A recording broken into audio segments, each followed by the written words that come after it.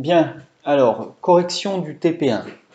Donc dans le TP1, on a construit ici la courbe de la fonction exponentielle kx. Là, en rouge, c'est exponentielle moins kx. Donc k, bien sûr, on peut bouger, vous voyez, ça fait changer un petit peu les allures des fonctions.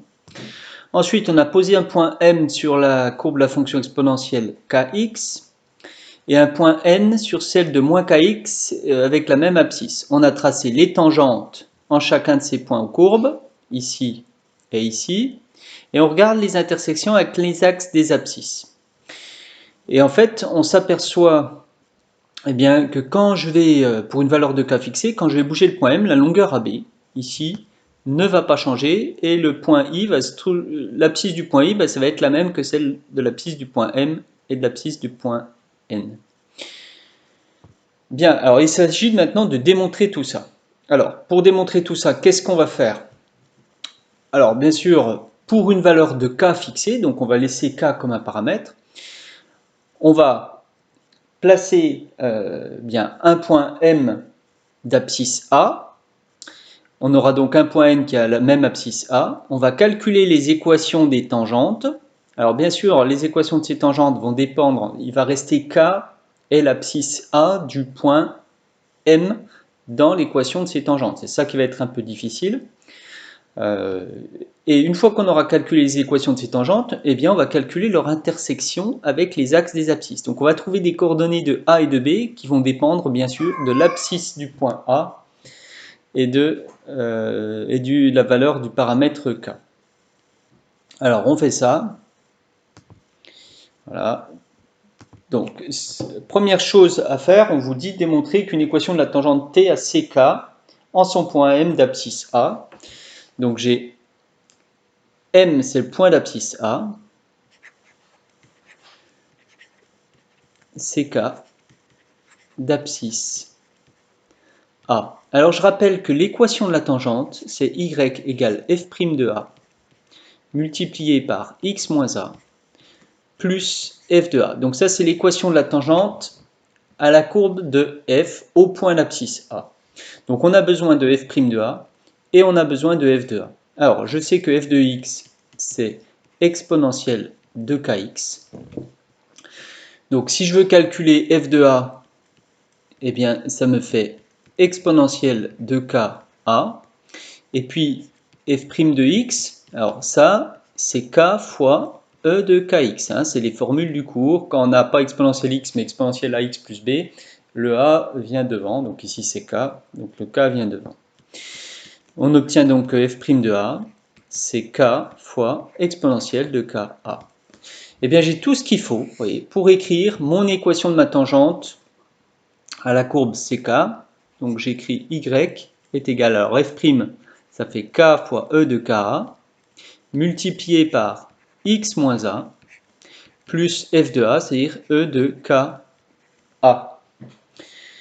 Et donc si je réécris les choses un petit peu sous forme habituelle, c'est sous forme d'équation réduite, donc ça me fait k fois e de ka fois x.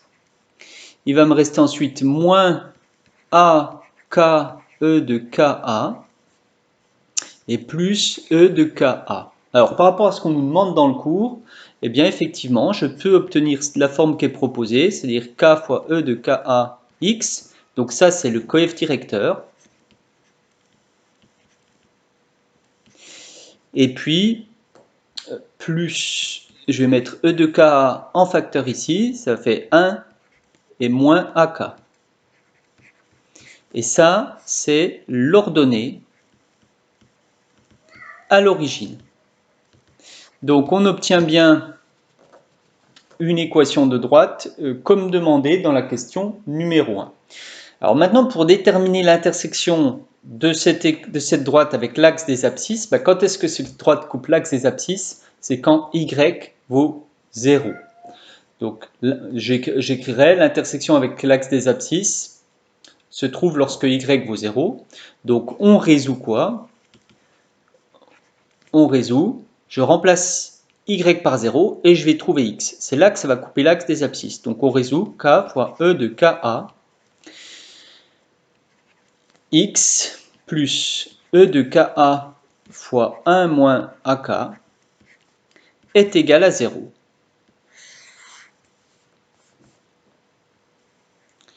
Alors, il faut résoudre ça. Là, il y a quelque chose de très pratique, c'est que je sais déjà que l'exponentielle n'est jamais égale à 0. J'ai le droit de diviser par l'exponentielle de k. Alors, si je divise par exponentielle de k partout, là, il va se partir, là, il va partir, et 0 divisé par e de k, ça fera toujours 0. Donc, je divise par exponentielle k. Donc là, il va me rester kx, et puis plus 1 moins ak égale 0.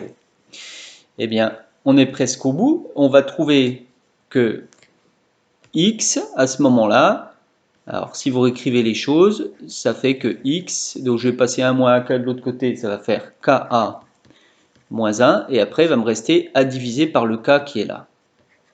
Donc j'ai trouvé que la valeur de x pour lequel notre droite ici coupait l'axe des abscisses, donc il faut remplacer y par 0, eh bien c'était pour x égale ka moins 1 sur k.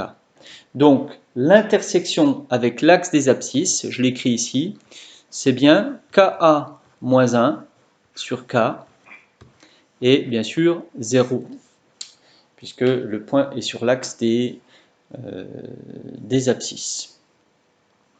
Voilà, donc on a bien répondu ici à la question 1 petit b. Donc ça, ce sont les coordonnées du point A. Alors, on fait exactement les mêmes choses pour les coordonnées du point B. Alors, coordonnées du point B, donc il faut déterminer déjà l'équation de la tangente. Alors, gamma k, c'est gk, c'est exponentielle de moins kx. Gk de x exponentielle de moins kx. Donc, l'équation, c'est la même chose, hein. C'est le point, c'est toujours le point d'abscisse A. Donc, y, c'est gk' de A fois x moins A plus gk de A. Alors, que vaut gk de A? Eh bien, c'est exponentielle de moins ka. Que vaut gk' quand je dérive cette fonction-là? Non, pardon, je vais réécrire peut-être ici gk', ce que c'est. Gk' de x, c'est... Suite. Gk' de x, ça va faire moins k fois e de moins kx. Donc, quand vous calculez gk' de a, on remplace x par a dans l'expression de gk' de x, ça me fait moins k fois e de moins ka. Et donc, je peux écrire mon équation de ma tangente, ça va faire moins k fois e de moins ka, multiplié par x moins a, plus e de moins ka.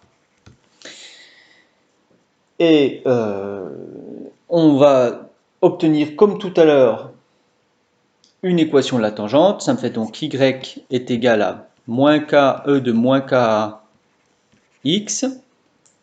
Ensuite, plus a k e de moins ka plus e de moins ka. Et donc, je me retrouve avec y est égal à moins k e de moins ka x, plus, je peux mettre e de moins k en facteur de 1 plus ak.